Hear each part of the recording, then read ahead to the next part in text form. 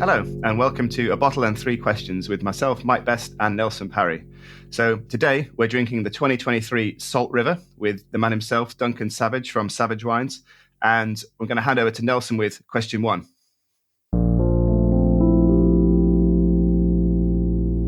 Hi, Duncan. So Salt River comes from vineyards that you don't own. Could you walk us through the process from finding a vineyard that you like to negotiating a contract with the owner?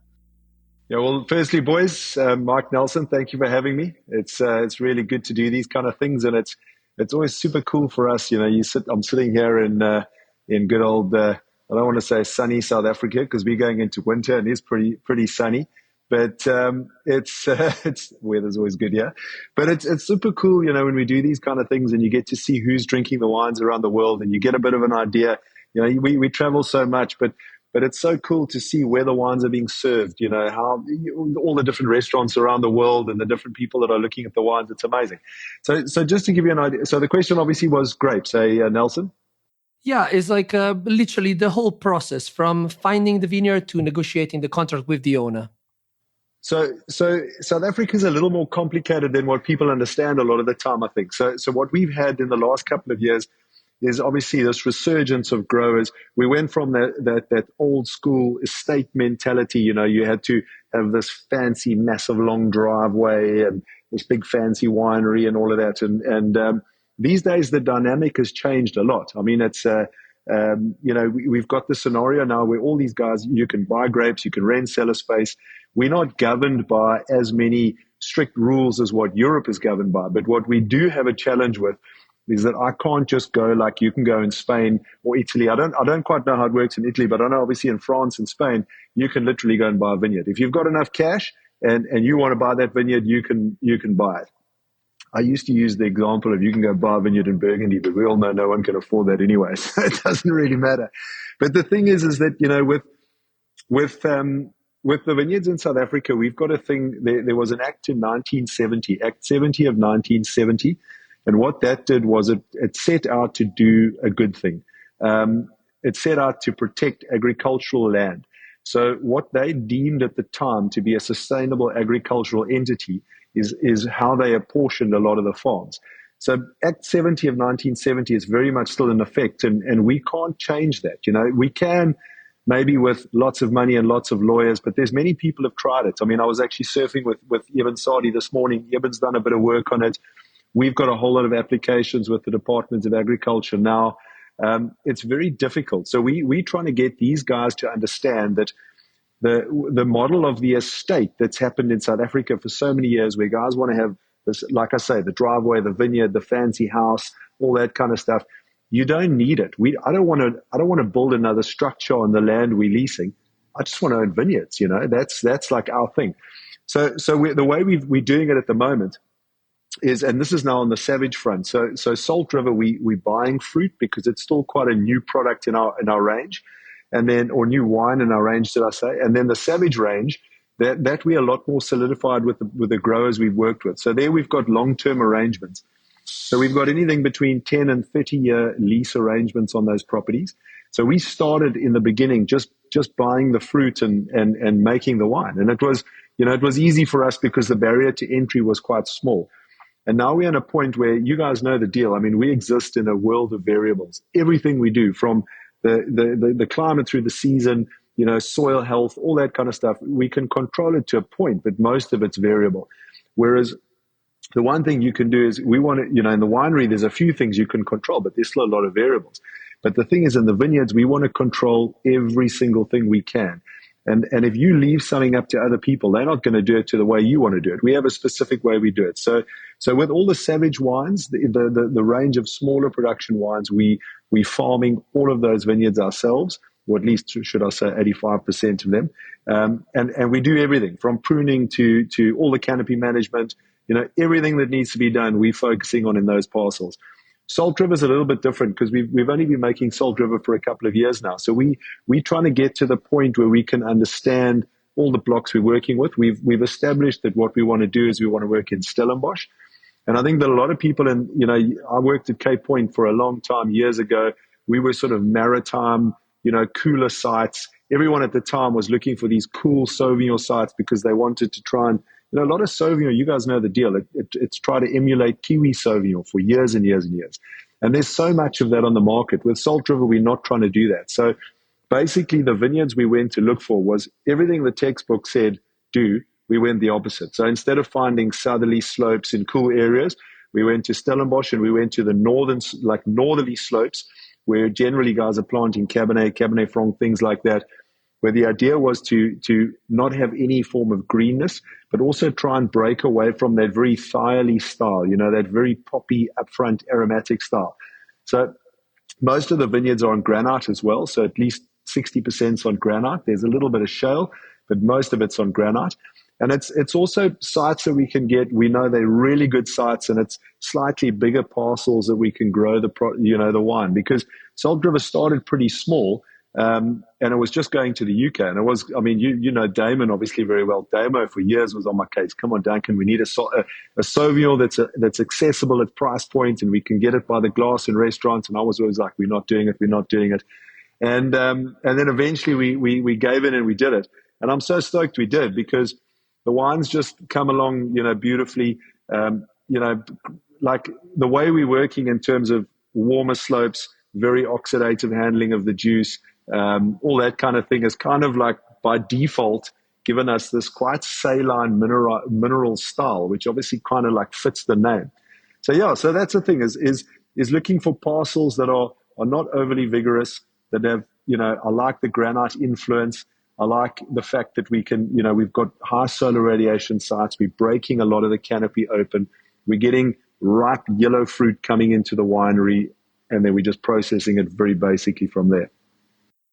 You're finding a vineyard that you like.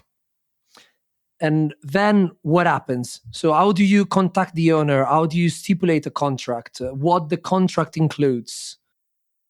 So the thing is that in the early days, all my negotiations definitely took their toll on my liver, because, what we used to do, like a lot of the farmers, they like to, like a lot of the guys are grape farmers, and they don't make their own wines. They don't do all those kind of things. But guys love brandy in South Africa, and guys also love to distill their own little, like, I don't know what you guys would call it, moonshine or whatever. We call it Witblits here in South Africa. And Witblits is like 60% alcohol, and it sort of burns everything inside you. And every time we try to do deals with farmers, it was generally over a little couple of these little Witblits shots. And it was, but it sounds like a stupid story, but at the end of the day, everything. So all our sales, wine sales is about relationships. The quality in bottle is super important, and the quality obviously will always prevail. But relationships are such a key element. And it's exactly the same in the vineyards. If we're sourcing fruit, those relationships with growers are super important. So we already know. I've worked in South Africa. I understand the landscape here. We travel a lot through different vineyards. We spend a lot of time visiting different sites, and you get a real understanding of where you would like to. And look, Oaks, you guys know how it works. Eh? What you think is going to work doesn't always work. You have to do it a few times. You have to not only develop a relationship with a farmer, but you need to develop a relationship with a site. So I might take grapes from one site 1 year, and it might be amazing. And then next year we have a different weather sort of phenomenon, because these days we don't know what the hell's going on with the bloody weather, but a different weather phenomenon, and suddenly the wine's not so good. So we've, with Salt River, because it's a multi-site wine, we've hedged our bets a bit. Every year we experiment with a new parcel. It's a wine in our range that we're not looking to enter into necessarily longer term relationships in the early days. That'll come with time. As I say, time is the big factor, because like with the Savage wines in the early days, it was most of our agreements were just handshakes. We drank Witblits with the Oaks, or a glass of wine, or a few beers or whatever. We shook hands and we did business together. And ironically enough, some of my arrangements are still based on that original handshake. But what we are trying to do, because we're putting so much money into replacing dead vines, composting, mulching, all of that kind of stuff. A lot of the new land we're leasing now, we're planting vineyards. There it's a little bit more complicated. You're a lot more exposed on just the handshake. Where with the Salt River parcels, it's obviously we going in, the guys are doing a lot of the farming work. We just guiding them in terms of what we want to do in the canopies, and then we're picking the fruit. So, yeah. And with these more sort of unique, small kind of parcel wines that you're making, that would be different, I suppose, to like a big producer who has to, guarantee themselves a chunk of volume each year, or for making wines at this more sort of entry level end. That would be that's a different kind of way of working, or is it is there some similarity there, just as a comparison? Yeah, look, so with the Savage wines, so Never Been Asked to Dance is our Shannon. Never Been Asked to Dance is 1 hectare. The Girl Next Door is a Syrah we make. That's 0.38 of a hectare. We've just planted, we're leasing 2.5 hectares on a farm. I'm slightly biased, obviously, but I think this vineyard's going to be epic. It's super steep, south facing. That's 2.5 hectares. So what I'm trying to get at is that all of those sites are, the site is the site. We're not supplementing those wines. So, some of them may not be a single vineyard production because it might be 2 parcels on the same piece of land. But if we get half the crop, that's the wine. If we get more than, a bigger crop, great. Where Salt River is a little different, because Salt River, we've got a lot of guys who listing it in restaurants by the glass, that kind of thing. So there we're trying to have a little bit more continuity through the year. So we are looking to supplement where possible. And through that, we also, like I said earlier, experimenting with different sites all the time. So, what might work, you hedge your bets. Like I say, mostly northerly slopes with higher solar radiation and that kind of thing. But if someone's got a parcel of something super interesting that's on a different slope, I'm going to have a crack. And you must remember that what's also happening in South Africa is, like, a lot of the bigger guys, Distel, for example, was bought by Heineken. They had access to so much fruit in Stellenbosch. And all of a sudden, you're in this position where they've sort of stopped, the focus is not so wine driven anymore. It's a little bit more, it's completely different. So a lot of these vineyards are freed up, and those are sort of bigger sites. So Salt River is also giving me an opportunity to go in and not just lease like 1 hectare or something. I can go in if the site's 5 hectares and we can, work the whole site essentially, which is a little bit, because obviously it's got a little bit more volume to it than some of the Savage wines. When you're buying the grapes, do you give farming suggestions to the farmers? Or can you control yield or pruning decisions? Everything. So we are very particular when it comes to that. And that's why, like I say, with the Savage vineyards, we prune everything. We do all we even pick our own grapes these days, because the thing is that, with picking fruit, you literally, everyone tries to sort in the winery, but by the time you get to the winery, you can still sort. We don't have I'm not like some fancy seller, so we don't have these, very shiny, fancy machines that do all the sorting, and you just press a green button and then a red button and everything's perfect, We don't have that. Everything's still done by hand. So we go into the vineyards and we pick every bunch, you cut out all those little berries. On Salt River, obviously, you're handling Sauvignon. So white grapes, it's more difficult to do that. And we've been very lucky that in all the vintages we've made Salt River to date, we haven't had to worry about things like rot. I've also like to be quite high on a slope, so there's more wind. I love wind. So we're very particular in all of those elements, Nelson. But when it comes to Salt River, what we do is we don't just, a lot of farmers, it's generally trellis vineyards we're working with, and then guys like this sort of big canopy, because when the canopy is big and green, it looks like you farmed it well and you pat yourself on the back and everything looks good. That's not what we're looking for. We go in and we want vineyards with low vigor that can still crop at a level that makes it financially viable, because obviously Salt River is coming in at a cheaper price point than some of our Savage wines, where we can do more in the vineyards. But it's also got to be sustainable for the farmer as well, So it's super important that we get the right crop levels.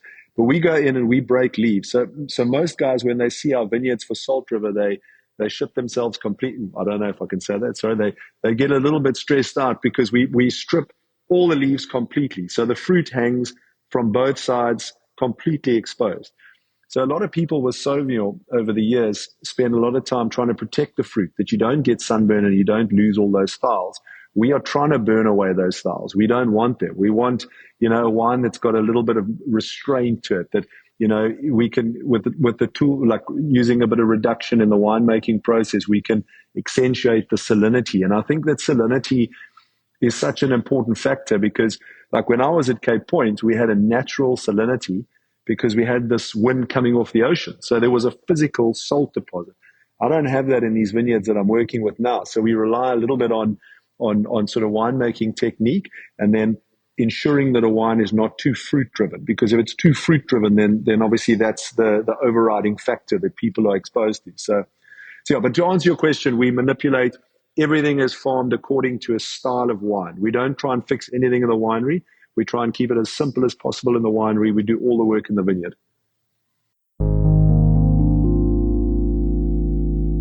So, Duncan, in 2004, you worked with the late Didier Dagueneau, the co-producer of Polyfumé in the Loire Valley. We were curious about what did you learn from him, and if it's something in Salt River that reflects their experience. Yeah, so Didier is obviously him passing was super sad. I went to him in 2004, and he was a legend. He made some incredible wines. I told you this the other day, Nelson. Didier's daughter, Charlotte, she actually lives in South Africa in Johannesburg and is the life partner of a very good friend of mine, Derek Kilpin, who is one of the owners of Great Domains, who sells lots of good Burgundy and all of that in South Africa. So Charlotte works for the business. It was 6 months ago, I was in Joburg and we were drinking 2005 Asteroid, which is what Didier used to make, that little vineyard on its own roots. And that wine was incredible. As youthful as you can imagine. And a lot of people like what I thought was quite cool is in South Africa, Sauvignon was popular and has always been popular because it's like a refreshing drink. And you get a lot of people around the world that love to, especially guys who love fine wine, love to, do a lot of Sauvignon bashing, And I think that was quite cool because here, you went to a guy like Didier who you look at a wine like Asteroid, that thing in 2004, I think was 400 euros a bottle. And it was a Sauvignon and it was epic. And I think that was the thing, is that he showed me what was potential, what could be done with Sauvignon. So when I came back from Didier after that '04 year, we started, we were already doing quite a bit of stuff at Cape Point in barrel, but we shifted the whole mindset. So in South Africa at the time, everyone was obsessed with this green flavored Sauvignon. And I have no idea why, but it was the trend at the time. And I think a lot of it had to do with, if someone smelt a wine and it smelled like freshly mowed grass, they could identify the smell immediately and they knew they were drinking Sauvignon. And, freshly mowed grass, it smells good when you mow the lawn, but I don't want to drink that smell. It just doesn't make sense. You're not expressing the terroir because you're picking underripe grapes. And I think that, so what we did when I came back is if you get the 2005 Cape Point wines, again, I'm slightly biased, the 2005 Isla, I think, is one of the greatest white wines that's been made in South Africa again. But it was just such an epic wine. I can't even find a bottle of that stuff. I just drank it all. It was so good. But the thing was, in 2005, we came in, we stripped leaves completely. We exposed all this fruit in the wind because we were struggling with green flavors, because as soon as the wind gets quite intense, your vines shut down. So, they want to conserve moisture, the stomata close, and you end up in a situation where the fruit, you're not getting physiological ripening. So we use the combination of obviously the physiological processes within the vine and then just light exposure, but from an early time. If you go down to the beach, you guys come from London and you rock up at the beach in Cape Town in your Speedos. And I know you like a Speedo, Nelson. It is Italian. Totally. You get into the sun, it's going to fry you like a crayfish in half an hour. So you've got to allow the grapes to get a tan. So we open those canopies after flowering at basically matchstick. So, when the berries are tiny before the bunches close, and we get as much light into those little bunches as we can. And they become tough and hardy and they can take the sun. And you end up then picking these golden little bunches, which we still do today for obviously Savage White and now for Salt River as well. And we put a lot of those wines to barrel. And we try to then break away from that aromatic dimension of Sauvignon and bring in more textural dimension. And again, we didn't want to, it wasn't like this natural wine tangent where you don't know what variety you're tasting because it could be bloody anything.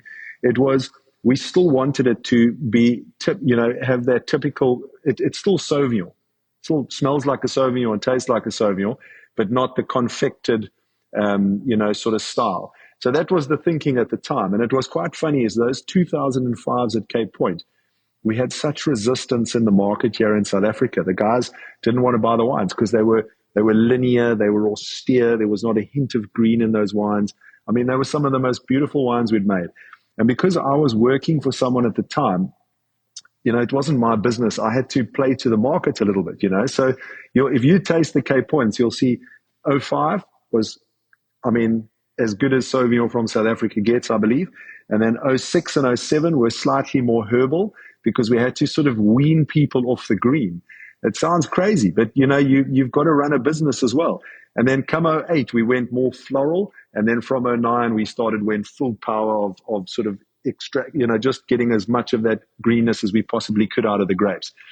And I think some of those Cape Points over the years were incredible. And you'll see if you taste the Savage White these days, it's that sort of dynamic. We want that sort of mineral, and again, using reduction as a tool in the winery. So getting as much as you can and right in the vineyard, and then just doing the basics in the winery and just leaving the wine basically on gross lease for as long as possible, just to get those elements of reduction. And then that's translating into Salt River as well, where we're trying to just showcase that salinity, minerality. And the thing about wines like that is, if you've got this fruit cocktail, you have a glass, but you get tired of it. With Salt River, it's kind of like Moorish. You have a glass, you feel like another glass, you start eating, the wine opens up. We've specifically bottled the wines with slightly lower acidities. There's a bit more roundness to the wine. The 23 will still be angular because it's young, but you give them a year-in bottle and they just soften, and it's fantastic. Do you have any anecdotes from your time at Didier Dagueneau? Look, Didier was a marketing genius. He left me. I'll never forget the one day there was a bunch of politicians from Switzerland or something like that, government officials, let's say it like that, from Switzerland. Small bus, like 20 of these guys. So Didier said to me, just receive these guys.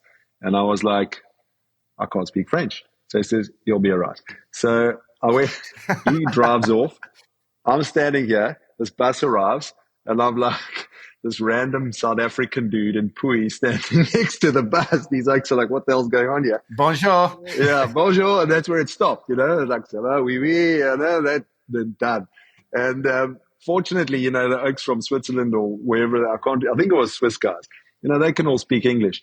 And so we talked a bit of cuck for a while. And then Didier comes in, and he was obviously referred to as the wild man of Pui. So he had to keep so he comes in, and most people were driving with closed vans. But then if you come to South Africa, you'll see like the pickups we drive, the buckies.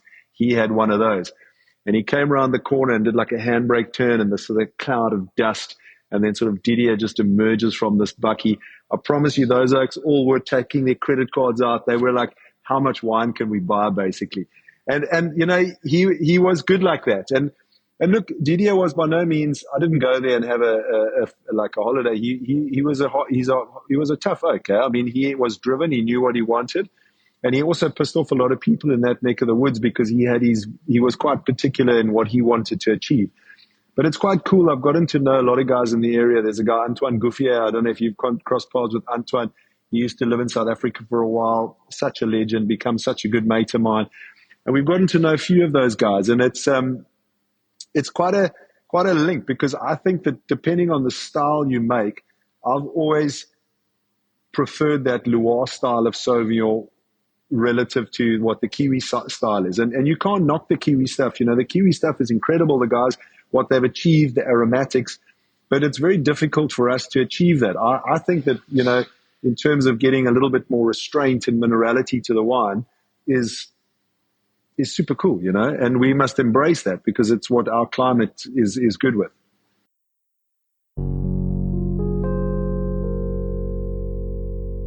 I'd love to ask you as our third question about this kind of change of style that you have, or the role of oxidation and reduction, because I think that it might be confusing to some people that a wine can be both oxidative and reductive at the same time. So that's the kind of question that I want to throw at you about how you walk that balance and how you find that that style and where that comes from with the different vessels and blending and all the different options to create that. Yeah, so it's funny. I did a tasting for some guys the other day, and they were like super like young wine guys. It was a bunch of waiters from a restaurant, and these are just frothing for wine knowledge. And, and I was telling oxidative, reductive. They were so confused by the end of the tasting. It was like, I think those like, I don't think I helped their selling ability in any way when it came to talking about the wines. So it is quite crazy. But the thing is that, from an oxidative point of view, so when the fruit arrives at the cellar, we try our best to oxidize the juice. And I think that, each producer has their own way of wanting to do things. If you look at like in the old days in Burgundy, I mean, all this pre-mox issues that they've had. I mean, white Burgundy, everyone used to age white Burgundy. Now most people drink it when they get it. It's like there are still examples that will age, but, and the change of protecting the juice from oxygen, the movement away from those old Vaseline screw presses that squeeze the living crap out of the grapes, to all these, these very soft, gentle extractions, guys using those inert presses where there's no oxygen contact and these juices are absolutely perfectly, almost like green and fresh. They're so vibrant. We don't do that. We used to try and develop our own press programs, and then I was like, this is such a, we overthought the stuff. So now I've gone back to the standard press programs. We load the grapes in, all whole bunch. We press the green button, and we go and do other stuff. And the press runs till it's finished. We press hard, and we've got this massive drip tray. So we let it fill up each time, and then only once it's full, we pump the juice out. And then we do pump overs on the juice generally, just to try and aerate the juice, which is most people are trying to protect it. So from an oxidative point of view, we oxidize the juice. And then obviously once it starts fermenting, fermentation is a very reductive process because the yeast are scavenging all the available oxygen that's available within the juice. So you go from that very oxidative handling to a very reductive process. And once the wine is finished fermentation, there we're no longer looking to oxidize. So when someone drinks a glass of Salt River, or hopefully a bottle or two, they're going to not find a wine that is oxidative in style. It's still going to have freshness. It's if anything going to be a little tighter and leaner. So the oxidative part of our process is in winemaking and on the juice. After that, we leave the wines without sulfur on lees for a long time, but it's in a reductive environment. So the wines are not going to become these sort of flabby aldehydic sort of bombs. They're going to retain that sort of purity and that salinity, which will hold them together in bottle. Where is it then with in terms of the lees? So do you tend to keep wine on gross lees if possible? I mean, I guess sometimes it just becomes too stinky and it's hard to do. But is that your preferred method, to just stay on gross lees for as long as possible? Yeah, look, I think like with the Savage wines, we'll do gross lees and barrel. We won't necessarily rack those. A barrel is, I know now we're going to get more confusing again, but a barrel is naturally a more oxidative vessel. It has aeration, so the wine will develop, as you guys know. As soon as you're in stainless, and the vast majority of, so 80% of Salt River is done in stainless, it's a pretty inert, medium, and there's no oxygen ingress unless you're racking or moving the wine. So we are careful with lees. So, and also you must remember, like in a barrel, if you've got we do a lot of work with 500s and 600 liters. So, and that was another thing I learned with Didier. Didier was working with 600 liter barrels, and that was quite cool. So it was a very thick stave 600 liter, and I have to say they're really nice barrels, but they suck to work with because they're so damn heavy. But the thing is that with the tanks, you can imagine like your pressure on the lees in a barrel is far less. Whereas if you've got a 10,000 liter tank, there's a lot more pressure on that lees. So your compaction of lees becomes more of a critical factor, and obviously then, quite hectic reduced flavors. So what we don't do is while we're on gross lees, we don't sulfur the wine up. So we've got 60,000, all the production sitting there in tank, no sulfur on gross lees.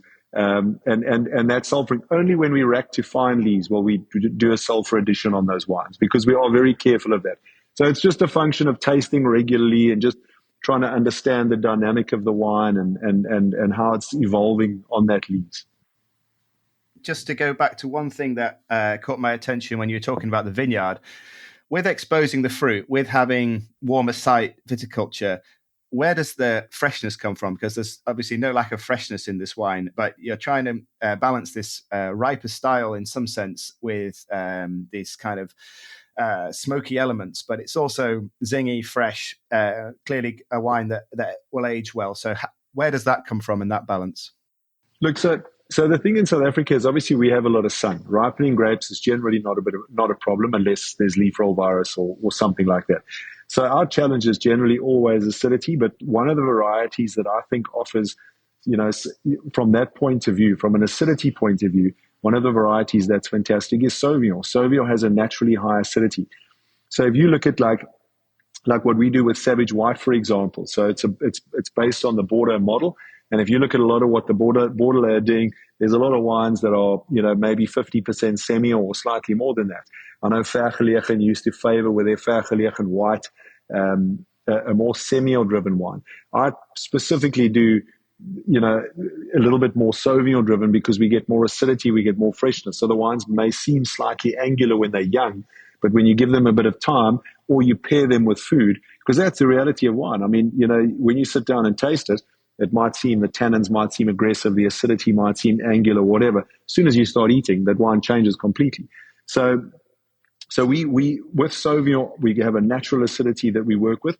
If you look at analytically in those wines, we're looking at around about sort of between 5 and say 6.2 grams of tartaric, which is not high levels. You'll find a lot of those very commercial Sauvignons that are tutti frutti will be a bit higher. And then what they do is they soften them with residual sugar.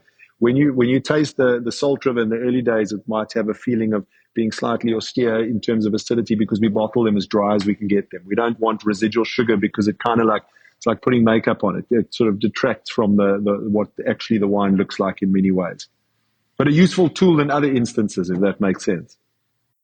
Well, that was an absolutely brilliant run through, a mini masterclass in South African Sauvignon Blanc with Duncan Savage. So the 3 questions today were walking through how to work with the vineyards and the contracts of selecting, buying and farming grapes.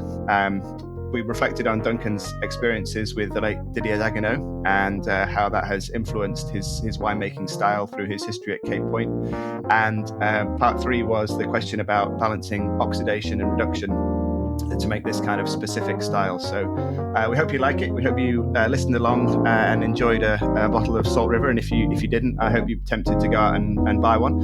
And big thanks again to Duncan for his time. Thanks, guys. Thanks for having me.